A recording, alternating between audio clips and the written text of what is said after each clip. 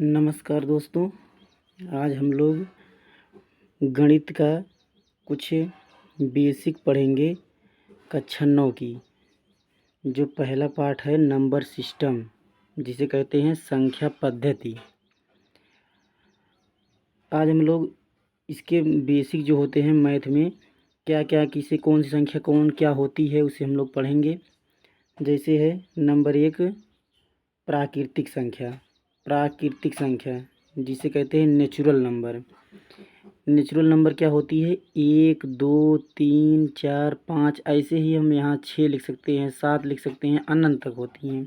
ये हमारी कौन सी संख्या हो गई? प्राकृतिक संख्या। प्राकृतिक संख्या। अब दूसरा कौन सा संख्या है? पूर्ण संख्या, जिसे कहते हैं होल नंबर। ये 0 से शुरू होती है और अनंत तक जाता है। 0 से शुरू होकर कहाँ तक जाता है? अनंत तक। ये हमारी पूर्ण संख्या ये हो गई। याद कैसे करोगे? होल होल लिखा गया है, होल इज गोल, मतलब जो भी संख्या 0 से शुरू होगी वो क्या होगी? Whole number. अब ये तो इंग्लिश में हो गया, हिंदी में कैसे याद करना है? पूर्ण। कोई भी चीज़ होता है पूर्ण होता है, कहते नहीं पूरा है। पूर्ण मतलब पूरा, इसका मतलब पूरा में 0 भी आ जाएगा। इसमें क्या था? इसमें 0 नहीं था, इसलिए ये प्राकृतिक संख्या हुई। इसमें पूर्ण संख्या में ये होल नंबर है, इसमें 0 आ रहा है, इसका मतलब पूर्ण संख्या पूरा आ गया, 0 भी इसमें आ गया, तो हमारी कौन संख्या हो गई? पूर्ण संख्या हो गई। ठीक। अब हम लोग तीसरा पढ़ते हैं जो है सम संख्या, इवन नंबर। ये क्या होता है? जो 2 से शुरू होता है, 2 4 6 8 10 12 14 और अनंत तक ये भी होता है। ये हमारी कौन संख्या हो गई? सम संख्या, जिसे कहते हैं इवन नंबर। अब इसे कैसे याद करोगे? देखो, ये सम दो शब्द है, सम में सम हो गया। अब ये 2 से शुरू हो रहा है, 2 4 6 एक एक गिनती छोड़ के।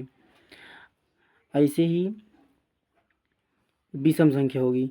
सम संख्या का हम लोग कुछ उदाहरण देख लेते हैं। जैसे मान लो अगर लिख देते हैं 250 है, तो ये सम है विषम है। तो हम लोग कुछ नहीं, केवल लास्ट की संख्या देखेंगे, अगर सम है तो इसका मतलब पूरी संख्या सम है। जैसे देखो, इस यहाँ तक केवल हमें याद करना है, यहाँ तक।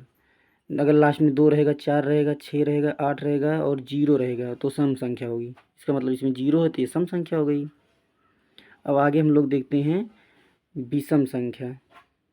विषम संख्या ऑड नंबर।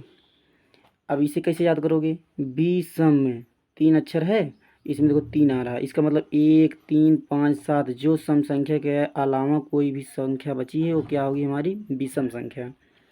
इसे भी बस केवल यहाँ तक याद करना है, बस। कहाँ तक? 1 3 5 7 11 तक।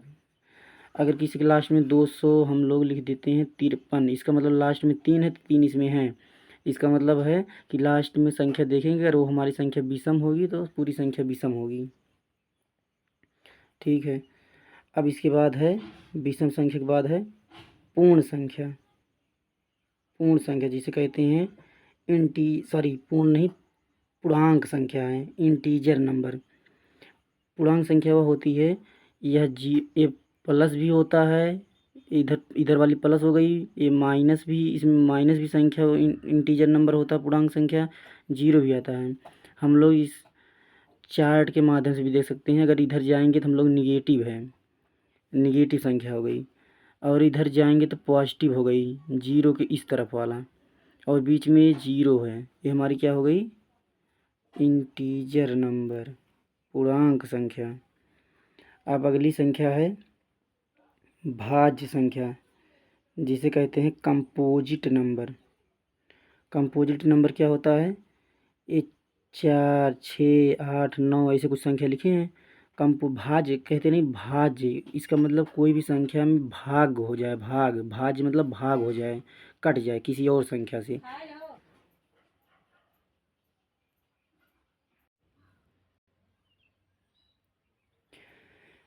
अब हम लोग पढ़ रहे थे भाज्य संख्या। भाज्य मतलब भाग हो जाए किसी भी संख्या में। जैसे 4 में भाग होगा, 2 से भी कटेगा, 4 खुद से भी कटेगा, 1 से भी कटेगा, 6 भी इसे 2 से कटेगा, 3 से कटेगा, 6 से कटेगा, 1 से कटेगा। इसका मतलब ये सब संख्या क्या हो गई? हमारी भाज्य संख्या हो गई, भाग हो जा रहा है। ये भी अनंत तक होती है। ऐसे ही है अभाज्य संख्या। अभाज्य संख्या, जैसे जिसे कहते हैं प्राइम नंबर। नाम से पता चल रहा है अभाज्य मतलब भाग नहीं होगा, कटेगा नहीं, किसी और संख्या से नहीं कटेगा। कोई भी संख्या होती है वह खुद अपने से कटती है। इसका मतलब दो जो है किसी से और संख्या से नहीं कटता है, केवल दो दो से ही कटता है। मतलब दो है, इसे अगर हम दो से काट रहे हैं तो केवल दो से ही कटेगा और किसी से नहीं कटेगा। और एक से भी कटेगी। कोई भी संख्या होती है वो अपने से कटती है और एक से कटती है। अगर किसी और भी संख्या से कट जा रही है तो कौन सी संख्या हो गई, वो भाज्य संख्या होगी। ठीक है, अब हम लोग भाज्य पढ़ लिए, अभाज्य पढ़ लिए। और अगर पूछे सबसे छोटी भाज्य संख्या क्या है तो वो 4 है। सबसे छोटी भाज्य संख्या क्या हुई, 4। और सबसे छोटी अभाज्य संख्या 2। चलो हम लोग इतना देख लिए। अभाज्य संख्या तक। परिमेय संख्या क्या होती है, जिसे कहते हैं रेशनल नंबर। परिमेय संख्या होती है रेशनल नंबर, वह संख्या जिसे हम p बटे क्यू के रूप में लिख सकें, p बटे क्यू के रूप में लिख सकें, वो क्या होती है, परिमेय संख्या। जैसे 2/3, 2/3, 0.88। अब हम आपको अच्छे से उदाहरण दे करके बता दें कैसे होगा। जैसे अगर 2/3 लिखा है, ये तो हमारी हमारी क्या हो गई, परिमेय संख्या तो होती ही, तो ऐसे देखने को पता चल जा रहा है। लेकिन अगर 0.2 दिया है या 5 दिया है, इसका मतलब है इसे हम लोग दशमलव हटाएंगे। अगर 100 से गुणा करके, 100 से भाग करके, तो ये 100 से भाग करेंगे, 100 से गुणा करेंगे तो दशमलव हट जाएगा। क्या बचेगा, केवल 25/100 हो जाएगा कि नहीं। इसे काटेंगे तब भी छोटा हो जाएगा। इसका मतलब p बटे q के रूप में हो गया। तो हमारी कौन सी संख्या हो गई, परिमेय संख्या। तो इसका मतलब दशमलव भी रहेगा तब भी। अगर कोई भी संख्या जिसका वर्गमूल होता हो वो भी होता है परिमेय संख्या। इसका मान क्या आएगा, 5। तो 5/1 कर सकते हैं ना, इसका मतलब ये भी परिमेय संख्या हो गई हमारी।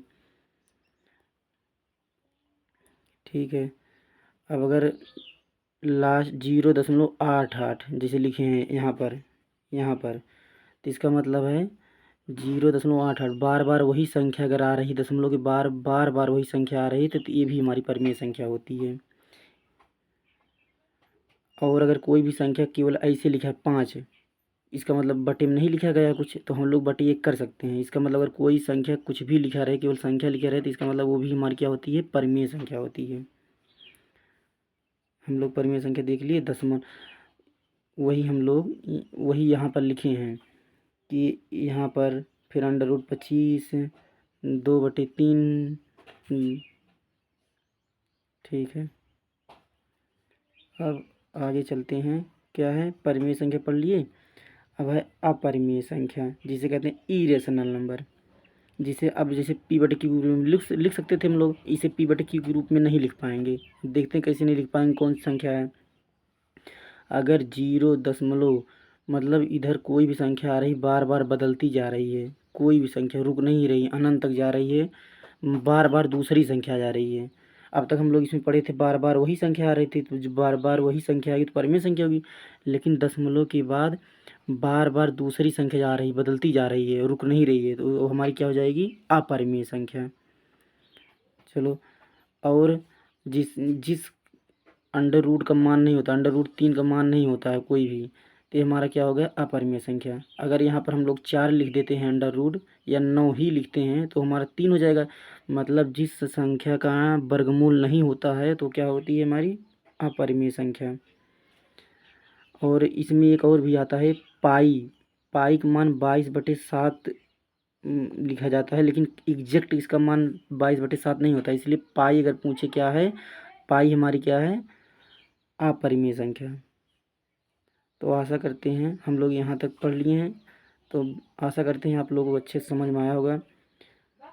एक बार नहीं समझ में आया, अगर दोबारा देखना तो अच्छे समझ में आ जाएगा। धन्यवाद।